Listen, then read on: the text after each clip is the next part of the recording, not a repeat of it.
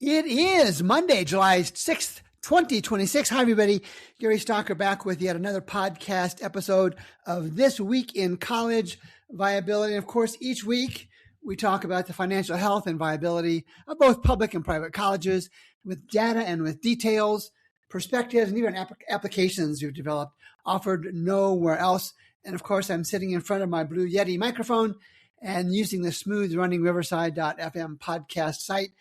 And as a tie-in to the World Cup, if you want to appeal anything in today's podcast show, send me 2 red cards and a yellow card, and I'll be glad to grant your appeal. Hey, we've got some topics this week. Mary Baldwin University on probation for not meeting financial responsibility standards, and professional associations and healthcare organizations, law organizations, retail organizations, they may be driving accreditation requirements too far.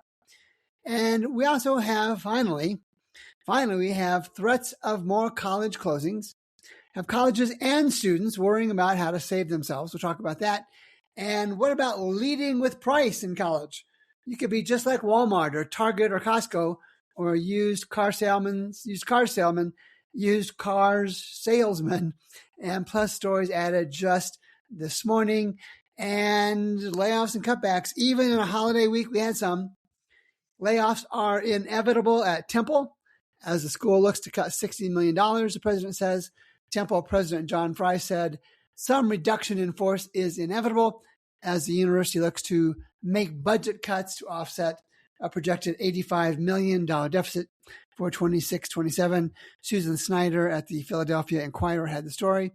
And St. Louis University, from where I used to live in St. Louis, from multiple sources, St. Louis University, and I've watched this closely over the last few years, is a college that just can't control its expenses.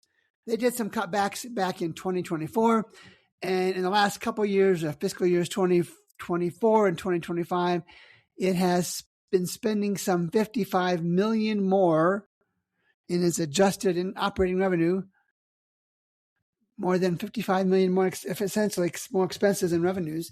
And they announced last week, again from multiple sources, they're going to eliminate 35 open faculty positions and 45 staff positions, which means they're not going to fill positions they have spots for. And the message from President Edward Fieser said SLU has also cut filled faculty and staff positions, interesting, but did not say how many.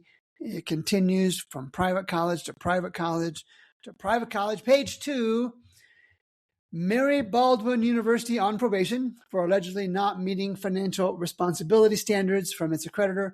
Lauren Keller had this story at WHSV Channel 3 in Harrisonburg, Virginia.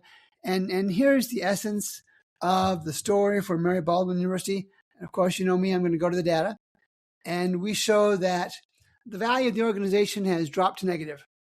And this is something called UNAP, the unrestricted net assets minus some property, plant, and equipment, and debt and some other math that is done with that, has gone from a positive 2.8 in 2023 to a negative 0.6 in 2025, fiscal year 2025. That's not a good trend.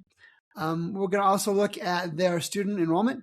It's down from a little over 2,000 to a little over 1,700. It's about a 300 student drop. Net student revenues are flat, really. They were almost 32 million in 2021, and they're just almost the same exact number in 2025, which is concerning because that's 5 years. And as I recall, there have been some inflationary pressures of sorts in the last 5 years. And so you can't keep revenues flat when expenses are growing up. So again, Mary Baldwin has been on the show. Mary Baldwin University has been on the show before. They have issues with managing their finances, and their accreditor has said as much. Page 3. Let's go to page 3. The U.S. Department of Education issues a final rule to hold all colleges and universities accountable for low-earning programs. This is from an internal Education Department release on June 29th. The story reads exactly as the headline does. So here's my interpretation from the U.S. Department of Education saying, hey, colleges be accountable for low-income majors my interpretation, weak majors are not welcome in American colleges. If you've got a major, and I'm not going to name any, if you've got a major that shows really low post-graduation compensation, the United States federal government is going to at some point say, hey, we're not going to pay you for that. We're not going to let the students borrow money for that. We're not going to give you grants for that. Now, this will be difficult to track. This will be difficult to enforce. But here's my bet. My bet is most colleges will probably quit offering these earnings light majors to avoid any bad publicity that impact other majors. So they won't offer a low compensation major if it's going to risk some of their high compensation majors being thrown in the same dirty water bath. So the market is evolving. And sure, government initiatives are part of that. But in the end, the colleges and their paying students are a big part of this market movement. Tiana Headley had this story at Bloomberg Government on July 2nd. The Trump administration aims to limit outside influence on college accreditors. Let me just read part of Ms. Headley's story. The Trump administration's college accreditation overhaul targets bipartisan concerns that trade groups, professional groups, have captured the accreditors, they're kind of connected together there, that act as gatekeepers over the quality of specialized education in fields like law, accounting, healthcare, and others like that. A forthcoming proposal, the story goes on, will aim to curb the influence of trade associations and professional organizations on those so-called programmatic accreditors. Trump officials argue that the trade associations wield influence on the accreditation system by requiring, this is the big deal, these trade associations, through the accreditation organizations, are requiring that students earn more advanced degrees than necessary, more advanced degrees than the market requires.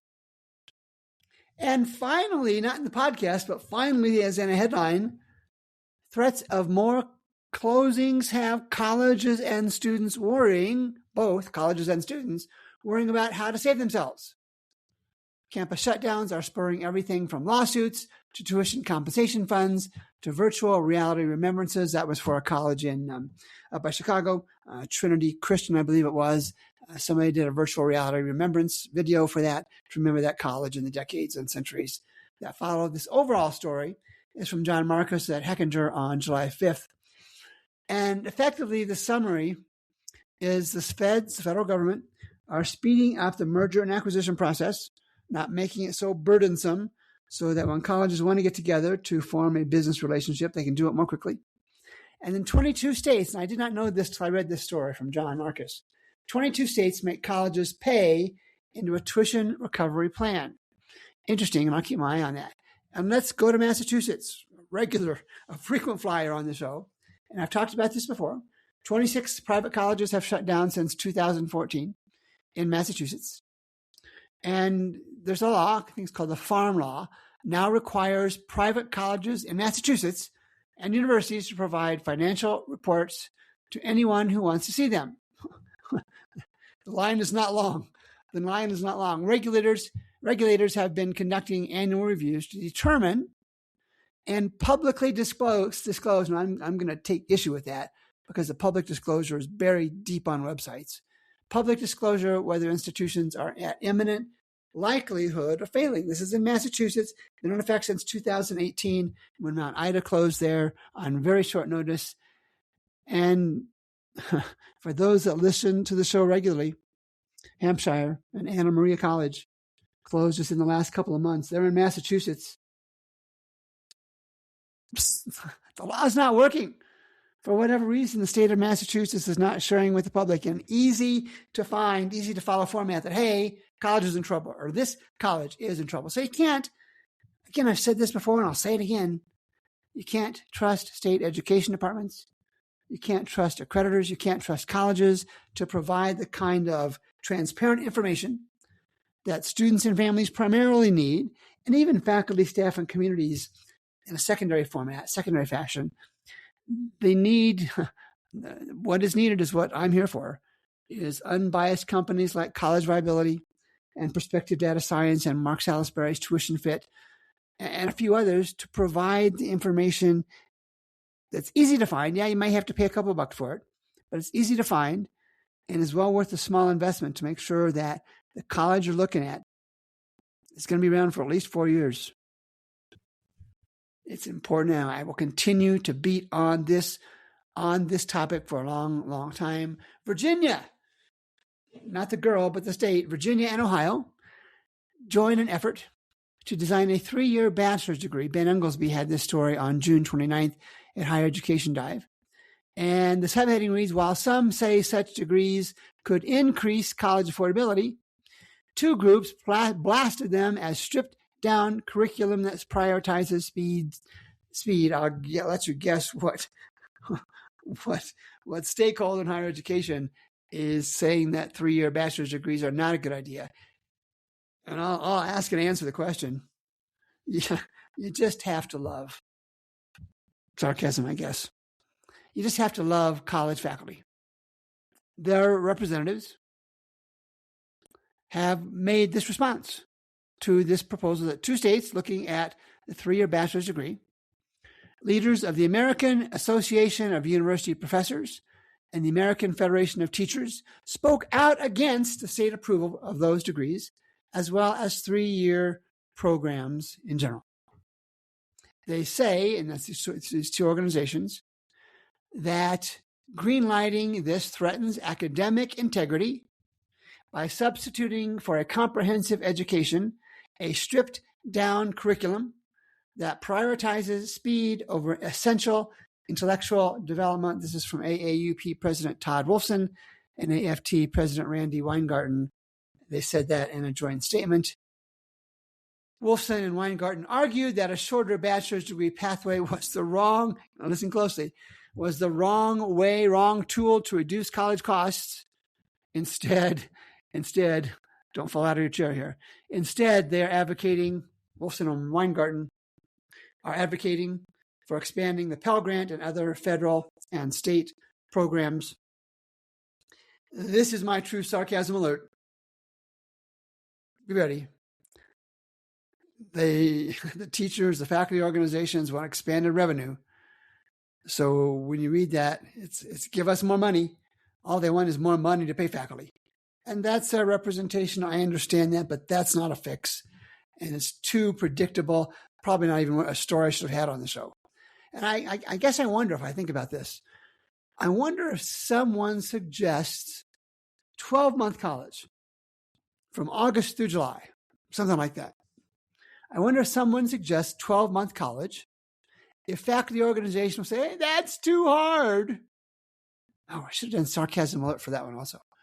And just a quick note, a March report published by the American Association of Collegiate Registrars and Admissions Officers said that at least 70 colleges are offering 3-year degrees, are currently considering them. And you watch. If this 3-year degree catches on, colleges will flock to it in a big, big hurry. They're not going to be left behind. What will be fascinating to watch is the response of the individual faculty at these colleges. Because you've heard me tease before, a college can change the font type on its business card and some faculty member will protest. If they're going to change from 120-ish credits to 90-ish credits, it'd be fascinating to see not just the professional associations that we talked about here, but individual college faculty groups, faculty senates, individual faculty members, and their response to a 3-year 90-credit program. Page 4, let's talk Walmart. Let's talk Target. Let's talk Costco. Can price-first admissions improve college access? Joshua Bay had this story on June 25th at Inside Higher Education. And Cornell College, not the university, but the college in Iowa, Cornell College's program gives students financial aid estimates before they even apply, and it reduces affordability, uncertainty, and influences enrollment decisions. All right. So I read the article, of course, and the math doesn't work.